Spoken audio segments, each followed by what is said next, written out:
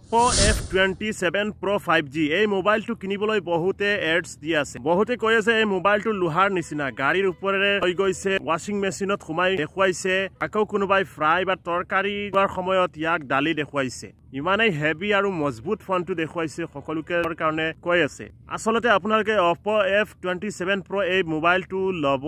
নে নলব এই ফোনটো বৰ্তমান ট্ৰেন্ডিংত আছে কিছুমান ভিডিও চাই কিছুমানে কমেন্ট কৰি আছে যে লব বা তেওঁলোক ইন্টাৰেস্টেড হয় গতিকে আজিৰ ভিডিওটোত জনাম OPPO F27 Pro 5G এই মোবাইলটো আসলতে কিনা উচিত হয় নে নহয় আপোনালোকে কিনিলে লাভ হবনে নাই এই ভিডিওটো কোনো প্ৰমোশনাল ভিডিও নহয় জাস্ট ইনফৰমেশনৰ কাৰণে বনাইছো গতিকে পাৰিলে লাইক কমেন্ট আৰু শেয়াৰ কৰিব নতুন চাই থাকিলে পেজটো ফলো কৰি দিব ভিডিও চাই থাকিলে চেনেলটো সাবস্ক্ৰাইব কৰিব OPPO F27 Pro 5G এটা মোবাইল নতুনকৈ মাৰ্কেটত লঞ্চ হৈছে এক সপ্তাহ মান হৈছে আৰু এই মোবাইলটো ইতিমধ্যে ট্ৰেন্ডিংত আছে বহুতে ইয়াৰ ৰিভিউ ভিডিও বনাইছে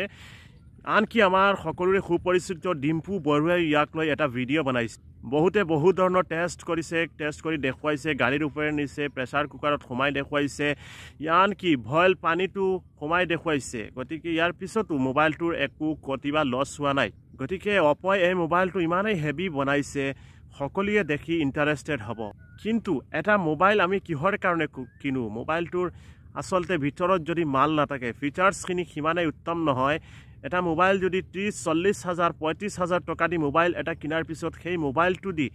আমি বিচৰা ফাংশনখিনি বা ফিচাৰ্ছখিনি নাপাও তেনেহলে সেই মোবাইলটো কিনাৰ কিবা মূল্য আছে নেকি আপোনালোকে কওকচোন বৰ্তমান সময়ত 10,000 টকাৰ বা 15,000 টকাৰ এটা মোবাইল কিনিলে সেই মোবাইলটো 64 মেগাপিক্সেল আৰু ইয়াৰ লগতে ফ্ৰন্ট কেমেৰা 30-32 মেগাপিক্সেল 16 মেগাপিক্সেলৰ পোৱা যায় কিন্তু এই যেটো OPPO F27 Pro 5G mobile ওলাইছে যাৰ বৰ্তমান মাৰ্কেট প্ৰাইস প্ৰায় 30,000 টকা আপোনালোকে যদি কিনিবলৈ যায় তেনেহলে 30,000 টকা মান পৰি যাব আৰু 30,000 টকা খৰচ কৰি মই যিমান বহুকেইটা ৰিভিউ ভিডিও দেখিছো ইয়াৰ আগতে আৰু ইয়াৰ পিকচাৰ কোৱালিটি বা ইন্টাৰনেল ষ্টৰেজ বা ইয়াৰ ফিচাৰ্ছখিনি দেখিছো যিখিনি দেখি আচৰিত 30,000 টকাৰ মোবাইল এটা বিল্ড কোৱালিটিটো অত্যন্ত উত্তম কিন্তু ইয়াৰ ফিচাৰ্ছখিনি তেনেকুৱা উত্তম নহয় তেনেকুৱা এডভান্স নহয় যেনেকুৱা বহুতে আশা কৰে যে 30,000 টকা মোবাইল হওক ধুনীয়াকৈ ফটো তুলিব পাৰি বা ভিডিও কৰিব পাৰি ভিডিও তুলি সুন্দৰ ভিডিও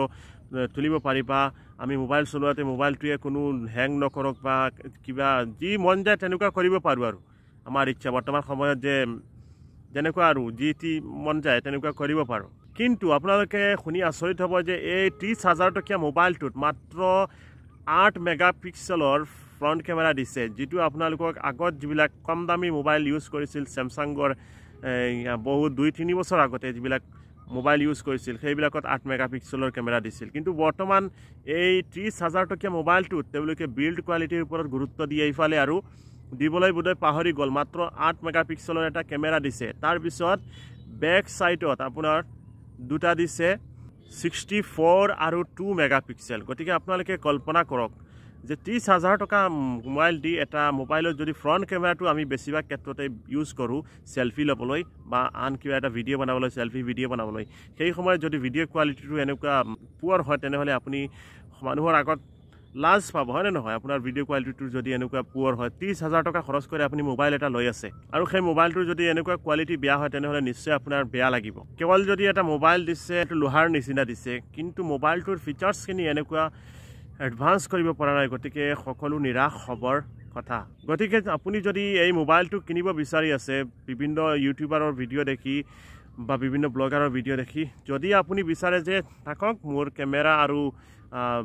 ফিচাৰ্ছখিনি যেনে তেনে চলিলে হৈ যাব ইমান কেমেৰা কোৱালিটি ভাল নহলে হ'ব তেনেহলে আপুনি কিনিব পাৰে এই মোবাইলটোৰ ষ্ট্ৰং বহুত বিল্ড কোৱালিটি বহুত ষ্ট্ৰং আছে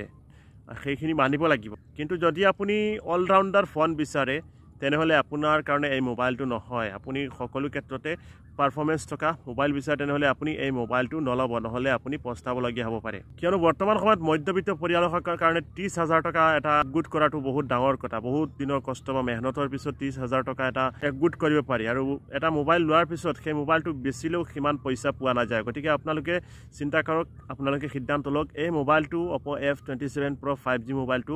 লবনে নাই এই মোবাইলটো ললে আপোনালোকৰ লাভ হ'বনে নাই গতিকে ভিডিওটো চোৱাৰ বাবে ধন্যবাদ কমেন্টত আপোনালোকৰ মতামত জনাব